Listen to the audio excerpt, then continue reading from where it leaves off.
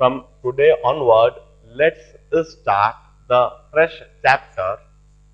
It's a chapter of modern physics. Let's start Bohr model of atom.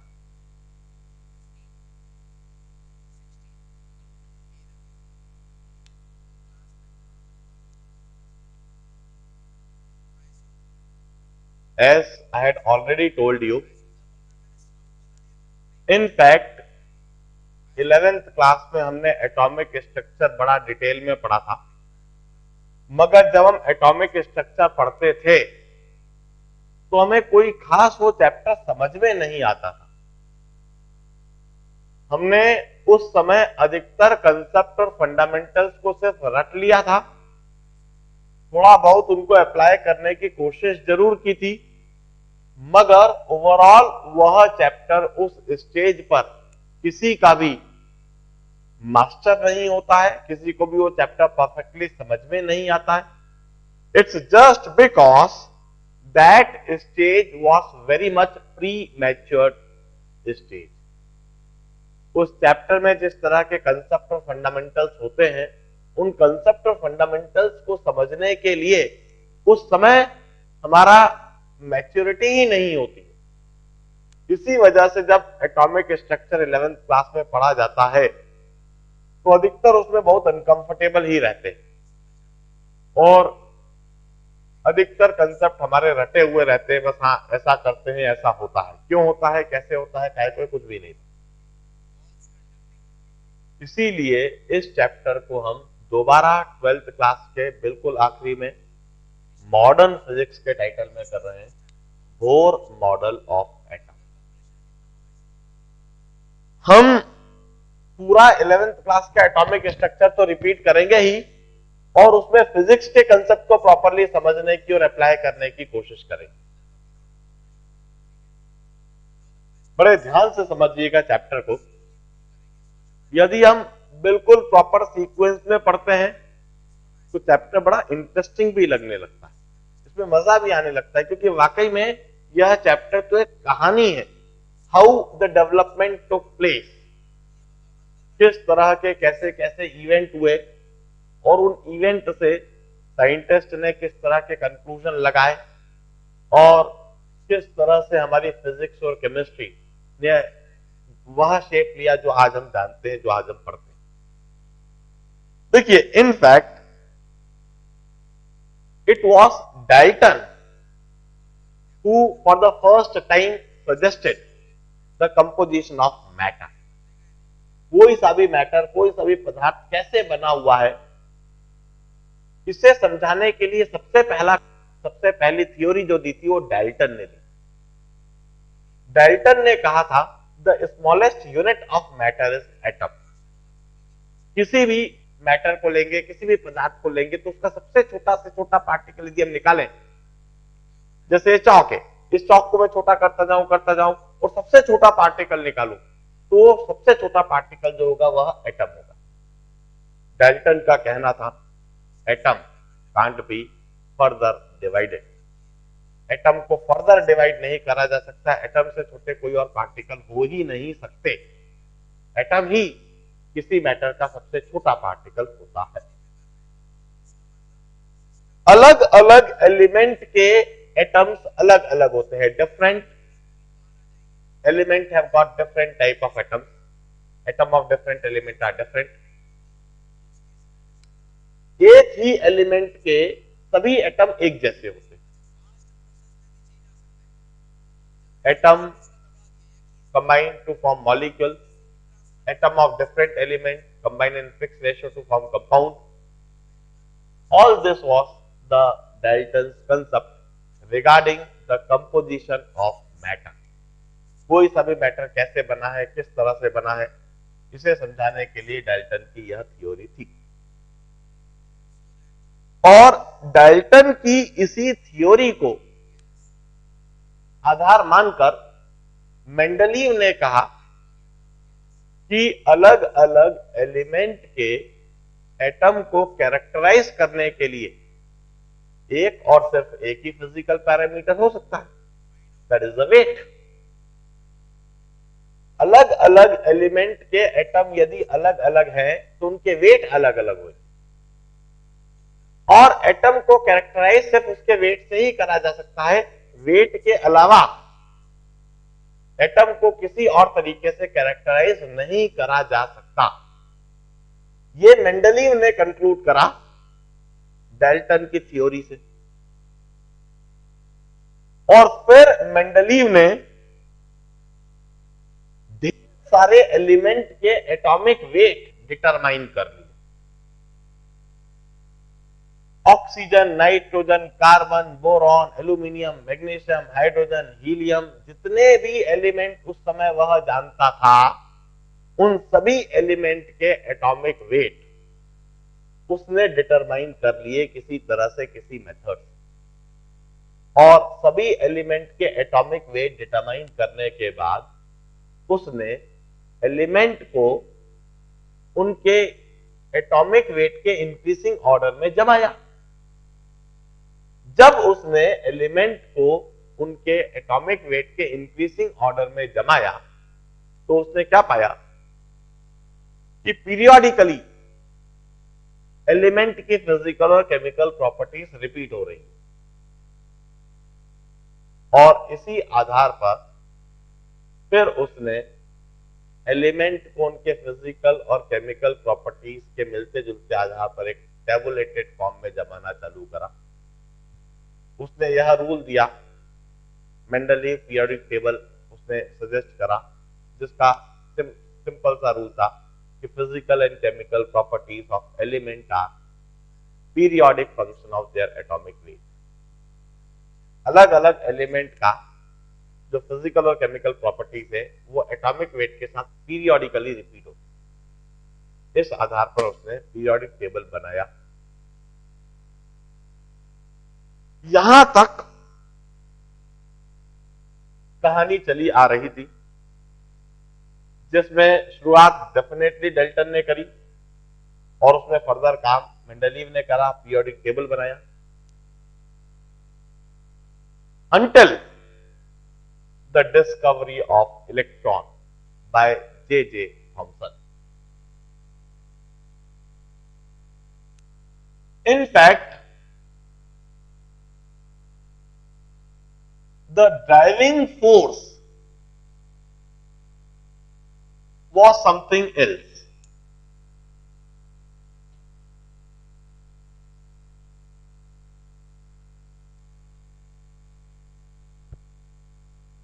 The driving force was the natural phenomena of thunder and lightning. आसमान में जो बिजली चमकती है और जो बादल गरजते हैं, उस समय इस फिनोमेना को दैवी प्रक्रिया माना जाता था। इसको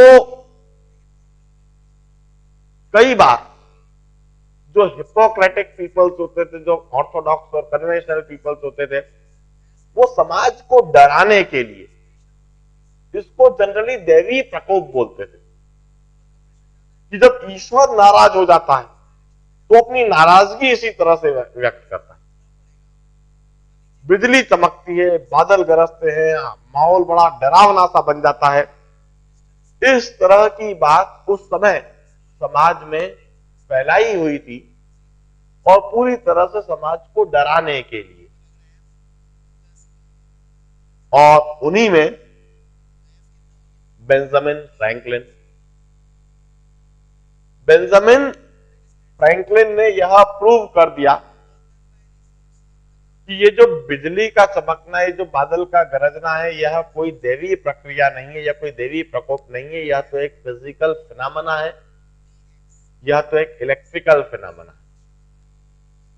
उस समय तक फैराडे ने बैटरी डिस्कवर कर दी थी और इलेक्ट्रिसिटी फ्लो करके दिखा दी थी, इलेक्ट्रिसिटी से स्पार्क जनरेट करके दिखा दिया था।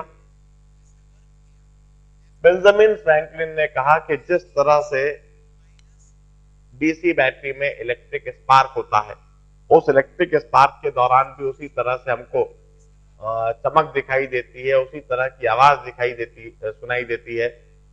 बस आसमान में शायद यह फिनोमेना एक बड़े पैमाने पर हो रहा है, वहां पर कुछ ज्यादा लाइट एनर्जी प्रोड्यूस हो रही है, कुछ ज्यादा साउंड एनर्जी प्रोड्यूस हो रही है। इसे न केवल बेंजामिन फ्रैंकलिन ने कहा बल्कि उसने प्रूव भी करा था। उसे प्रूव करने के लिए एक तरीके से मौत से खेला था। उसने क्या करा, वो अमेरिका के उस जगह पर गया जहां पर काफी अधिक बिजली गिरती थी और काफी अधिक बिजली चमकती थी। दिन में 8-8, 10-10 बार जहां बिजली गिरती थी, इस तरह की जगह पर गया और उस जगह पर जाकर उसने पतंग उड़ाई। वो पतंग बनी हुई थी मेटल शीट की और धागा भी उसने मेटालिक वायर लिया।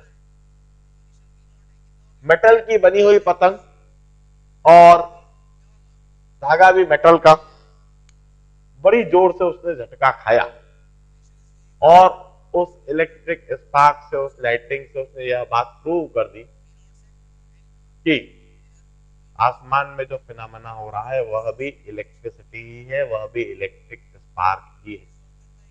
ऑल्दो उसने गलत कंसेप्ट दे दिया था और वह गलत कंसेप्ट कुछ था, उसने इलेक्ट्रिसिटी को एक फ्लूइड के रूप में देखा था। उसने कहा कि इलेक्ट्रिसिटी कोई फ्लूइड है जो आसमान से नीचे की तरफ गिरती है। उस समय it was really a topic of concern for those peoples, क्योंकि बड़े प्राय तरीके से यह हो जाता था कि आसमान से बिजली का गिरना और काली भैंसों का मर जाना। कई बार काले व्यक्ति पर गिर जाती थी और व्यक्ति मर जाता था। बड़े आश्चर्य की बात होती थी कि यार व्यक्ति था, अपने प्रेम से जा रहा था और आसमान से बिजली चमकी और कुछ गिरा और वो बुरी तरह से झटका खाया और मर गया वहीं का वहीं। It was really phenomena of curiosity कि आखिर होता क्या है, किस तरह से होता है। बेंजामिन फ्रैंकलिन ने यह बात प्रूव कर दी कि यह इलेक्ट्रिसिटी है, आसमान में इलेक्ट्रिक स्पार्क होता है और अपोजिट चार्जेस एक दूसरे के साथ टकराते हैं, मिलते हैं, तो वहां पर बिजली चमकती है, लाइटनिंग स्पार्क दिखता है। अब फिर जे थॉमसन के दिमाग में दूसरी बात सूझ रही थी कि यदि यह एक फिजिकल फिनोमेना है और यदि यह फिजिकल फिनोमेना आसमान में हो रहा है, तो जिस तरह से आसमान में कंडीशन से, उन कंडीशन को हम लेबोरेटरी के अंदर भी क्रिएट कर सकते हैं और उन कंडीशंस को क्रिएट करके जिस तरह का इलेक्ट्रिक स्पार्क, जिस तरह की लाइटनिंग हम आसमान में देख रहे हैं, उस तरह की लाइटनिंग लेबोरेटरी के अंदर भी देख सकते हैं। यदि वाकई में यह एक फिजिकल फिनोमेना ही है तो वह फिजिकल फिनोमेना तो कहीं पर भी अकर करवाया जा सकता है। बस यही उसका ड्राइविंग फोर्स था, यही इंस्पिरेशन था कि लेबोरेटरी के अंदर कुछ वह करके दिखाना है जो आसमान में होता है, जिसको अभी तक सभी लोग एक दैवी प्रकोप मान के चलते। और उस काम को करने के लिए, क्योंकि उस समय यह बात बिल्कुल साफ थी एक इलेक्ट्रिकल फिनोमेना है, उसने एक ग्लास ट्यूब लिया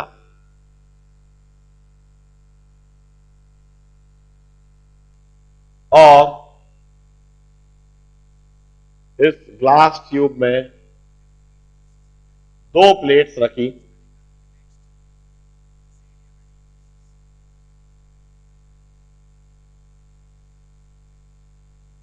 एक प्लेट से पर बैटरी के द्वारा नेगेटिव पोटेंशियल और एक प्लेट पर बैटरी के द्वारा पॉजिटिव पोटेंशियल दिया। वह इस पोटेंशियल को बढ़ाता चला गया और जब वह इस पोटेंशियल को बढ़ाते बढ़ाते 10,000 वोल्ट पर ले गया, 10,000 वोल्ट पर ले जाने पर उसने इस ट्यूब के अंदर बिल्कुल वैसी ही क्रीकिंग नॉइस सुनी जैसे कि बादलों के गरजने के दौरान होती है, और इस ट्यूब के अंदर उसने वैसे ही इलेक्ट्रिक स्पार्क देखे जैसे कि आसमान में जब बिजली चमकती है तब दिखाई देते हैं। बड़ी इंटरेस्टिंग सी बात देखी उसने कि आसमान में बिजली जो चमकती है वो तो कुछ सेकंड के लिए चमकती है और कुछ सेकंड के लिए चमक के गायब हो जाती है,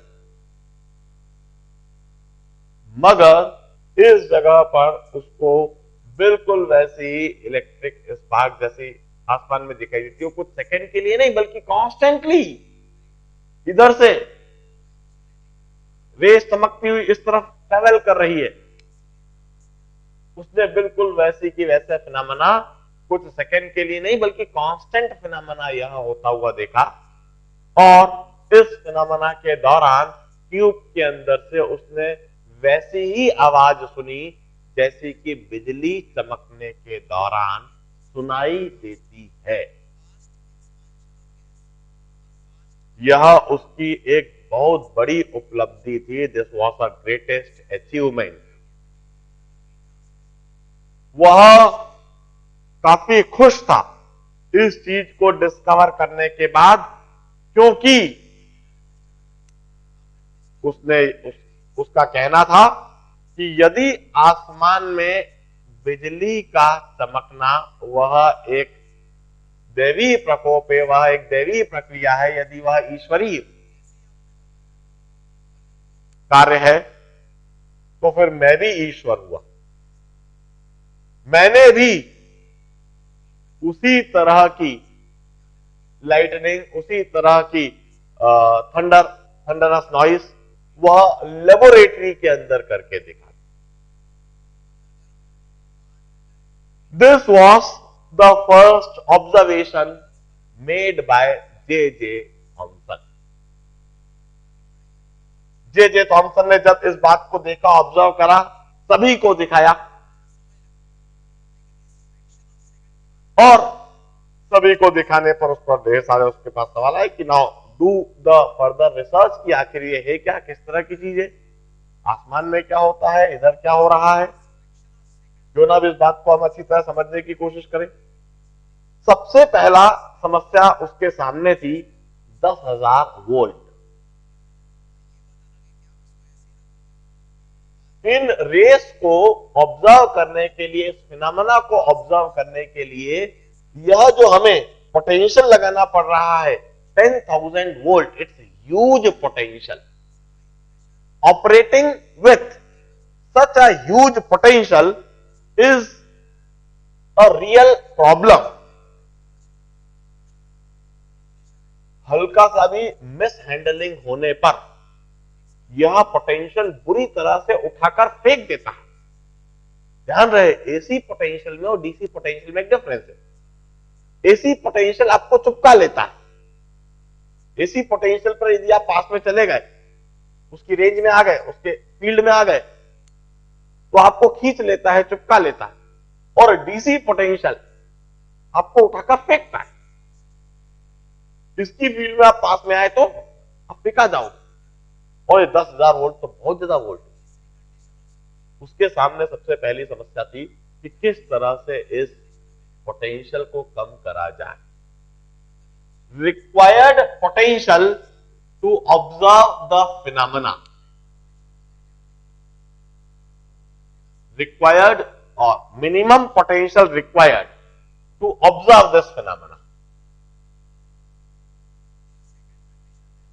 minimum potential required to observe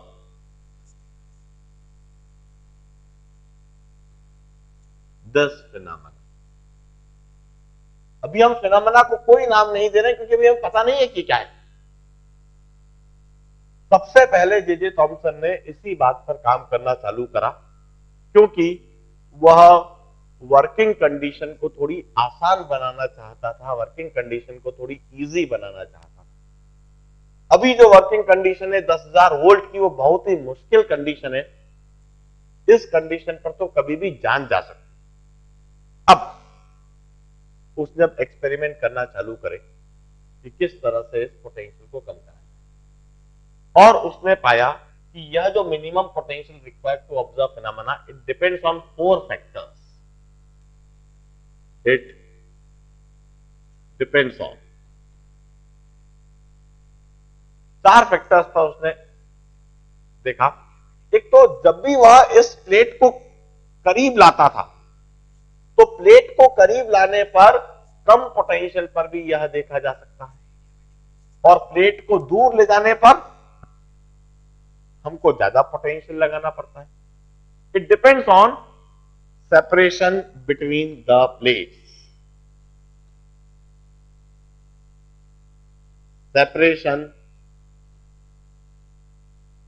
between the plates.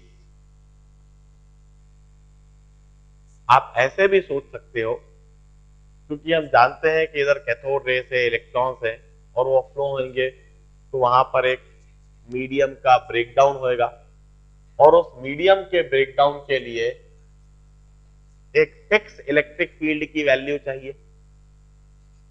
एक फिक्स इलेक्ट्रिक फील्ड पर किसी भी मीडियम का डाइलेक्ट्रिक ब्रेकडाउन हो जाता है और वो कंडक्ट करने लगता है, and that electric field is given by V by D. So this V is equal to E into D. अब इलेक्ट्रिक फील्ड मीडियम ब्रेकडाउन के लिए बिल्कुल फिक्स है, तो D यदि हम कम करेंगे तो V ऑटोमेटिकली कम हो जाएगा। तो इन प्लेट के बीच में दूरी जितनी कम करी जाए उतने ही कम पोटेंशियल पर इस फिनोमेना को ऑब्जर्व करा जा सकेगा, और प्लेट के बीच में यदि दूरी बढ़ाई जाए तो आपको ज्यादा पोटेंशियल लगाना पड़ेगा। फिर दूसरा उसने एक्सपेरिमेंट करके देखा। उसके दिमाग में आया कि ये जो फिनोमेना होता है ये तो आसमान में होता है, काफी ऊंचाई पर होता है, और आसमान में हम जैसे जैसे ऊपर जाते हैं तो प्रेशर कम होता जाता है, और तो सरफेस पर प्रेशर एटमॉस्फेयर है। मगर जैसे जैसे हम ऊपर जाते हैं यह प्रेशर कम होता जाता है। इस तरह का इलेक्ट्रिक लाइटनिंग ये काफी ऊंचाई पर होता है जहां प्रेशर काफी कम है। क्यों ना इस ट्यूब के अंदर भी प्रेशर को कम करके देखा जाए। उसने इस ट्यूब को सक्शन पंप से कनेक्ट करा, और सक्शन पंप से कनेक्ट करके इसके अंदर की जो गैस थी उसको सक करी, उस गैस को बाहर निकाली, और गैस को बाहर निकालकर उसके अंदर प्रेशर को कम करा, और उसको बड़े अच्छे रिजल्ट मिले। यह जो दिमाग उसने चलाया यह काम कर गया। उसने देखा कि वह जितना प्रेशर कम कर देता है उतने ही कम पोटेंशियल पर उसको यह फिनोमेना दिखने लगता है। It depends on pressure inside the tube. इस ट्यूब के अंदर जितना कम प्रेशर कर दिया जाए उतने ही कम पोटेंशियल पर ट्यूब के अंदर वह फिनोमेना दिखेगा जो आसमान में बिजली चमकने जैसा दिखाई देगा। It depends on pressure inside the tube. The low the pressure is, the low would be the potential required.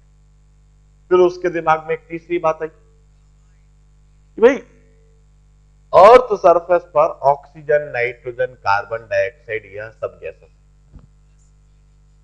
मगर जिस ऊंचाई पर यह फिनोमेना होता है। उस ऊंचाई पर कोई ऑक्सीजन है, कोई कार्बन डाइऑक्साइड है? नहीं, वहां पर ऑक्सीजन और कार्बन डाइऑक्साइड जैसी गैसेस नहीं है। उस ऊंचाई पर तो हाइड्रोजन और हीलियम और मीथेन जैसी गैसेस। उसने अगले एक्सपेरिमेंट में यही बात सोचकर इस ट्यूब के अंदर जो गैस थी वो चेंज करी, और उसने क्या पाया कि इस ट्यूब के अंदर यदि इनर्ट गैस रख दी जाए, हीलियम, नियॉन, आर्गॉन जैसी गैस रख दी जाए, तो कम पोटेंशियल पर ही यह फिनोमेना दिखने लगता है। और यदि इस ट्यूब के अंदर हमने रिएक्टिव गैसेस रखी, तो रिएक्टिव गैसेस जैसे chlorine, carbon dioxide, oxygen, nitrogen, या रिएक्टिव गैसेस दे में रिएक्ट विथ मेटल्स, इस तरह की गैसेस के रखने पर वहां पर ज्यादा पोटेंशियल लगाना पड़ रहा है। So he concluded that the minimum potential required to observe this phenomena also depend on the nature of gas filled in the tube. Tube के अंदर कौन सी गैस भरी जा रही है, इस बात पर भी यह निर्भर कर रहा है कि किस पोटेंशियल पर आप उस फिनोमेना को देखोगे। उसने पोटेंशियल को कम करने के लिए नियॉन और आर्गन जैसी गैसेस इस ट्यूब के अंदर भरी। और चौथा उसने क्या ऑब्जर्व करा कि यह बैटरी के नेगेटिव पोटेंशियल से जो प्लेट कनेक्टेड है, जिसे हम कैथोड प्लेट कहते हैं, बैटरी का यह नेगेटिव टर्मिनल कैथोड कहलाता है और यह पॉजिटिव टर्मिनल एनोड कहलाता है। बैटरी के कैथोड से जिस प्लेट को अपने कनेक्ट करी है वह भी नेगेटिव पोटेंशियल पर आ जाएगी और वह भी कैथोड कहलाने लगेगी। और बैटरी के पॉजिटिव टर्मिनल से जो आपने प्लेट कनेक्ट करी है इस पर भी पॉजिटिव पोटेंशियल आ जाएगा और यह एनोड प्लेट कहलाने लगेगी। उसने एनोड की जगह पर अलग अलग मेटल रखे, उसे कोई फर्क नहीं मिला।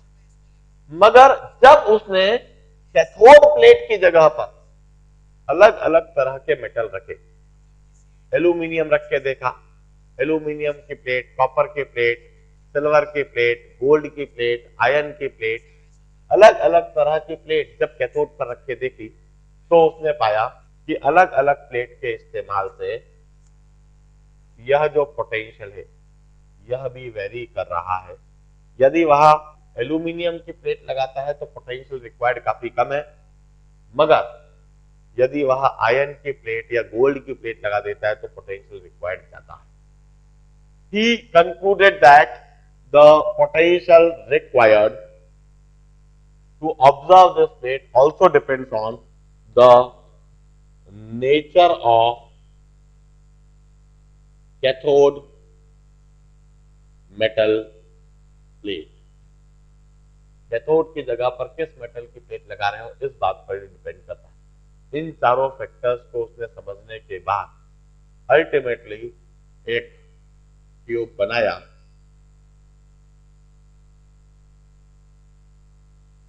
इस ट्यूब के अंदर उसने कैथोड की जगह पर एल्यूमिनियम प्लेट रखी,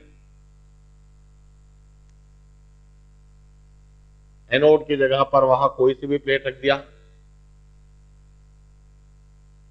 इस ट्यूब की साइज जो उसने ली थी लगभग 30-40 सेंटीमीटर की यह ट्यूब लेंथ ली। सबसे पहली बार उसने 1 मीटर की ट्यूब ली थी, अल्टीमेटली वह 30 to 40 सेंटीमीटर की ट्यूब लिया। इसके अंदर उसने नियॉन और आर्गन गैस भरी और 10 मिलीमीटर ऑफ मर्क्यूरी के प्रेशर पर उसको रखा। एट दिस कंडीशन उसने वही रेस, वही फिनोमेना ऑब्जर्व करा at the potential of 2000 volt. J Thomson ने ढेर सारे एक्सपेरिमेंट से इन सब बातों को कंक्लूड करके उसने सुटेबल कंडीशन बना ली, और उस सुटेबल कंडीशन पर उसने 2000 वोल्ट पर उस फिनोमेना को करके दिखा दिया, जो सबसे पहली बार उसने 10,000 वोल्ट पर करा था। 10,000 वोल्ट के मुकाबले 2000 volt it's relatively very much safe to work with. इसके साथ हम बड़ी आसानी से, बड़ी सहजता से काम कर सकते हैं, और उसने 2000 वोल्ट पर सभी को यह फिनोमेना, यह रेस दिखा दी। आज के समय आप जितने भी बड़े बड़े टेलीविजन देखते हो, मेरे सामने भी बड़ा सा टेलीविजन, जितने भी वो कंप्यूटर के बड़े बड़े मॉनिटर होते हैं कि नहीं, डब्बे नुमा, उन सभी में कैथोड रे ट्यूब होती है। वह कैथोड रे ट्यूब 8 या 10 सेंटीमीटर की ही होती है, और उस कैथोड रे ट्यूब में कैथोड रेस मात्र 800 से 1000 वोल्ट पर ही ऑब्टेन की जाती है। जितनी भी कैथोड रे ट्यूब, जितनी बड़े बड़े टीवी हैं या बड़े बड़े कंप्यूटर मॉनिटर हैं, इन सभी में कैथोड रे ट्यूब है। और इन कैथोड रे ट्यूब में जे थॉमसन ने 2000 वोल्ट पर करा था, मगर उसके बाद तो हमने इस पोटेंशियल को और भी कम कर दिया। 600, 800 या 1000 वोल्ट पर ही आज के दिन हम कैथोड रेस ऑब्टेन करके हम काम को करते हैं। Anyway, this was the first job done by J Thomson. अब यह काम करने के बाद अब जे थॉमसन के सामने दूसरा सवाल था। वो यह सोच रहा था कि आखिर इस ट्यूब के अंदर हो क्या रहा है, वाकई में इस ट्यूब में क्या हो रहा है। जो भी कुछ इस ट्यूब में हो रहा है वही आसमान में हो रहा होगा। Let's try to learn, let's try to understand. उसने इस ट्यूब के साथ फिर तरह तरह के एक्सपेरिमेंट करना चालू करे।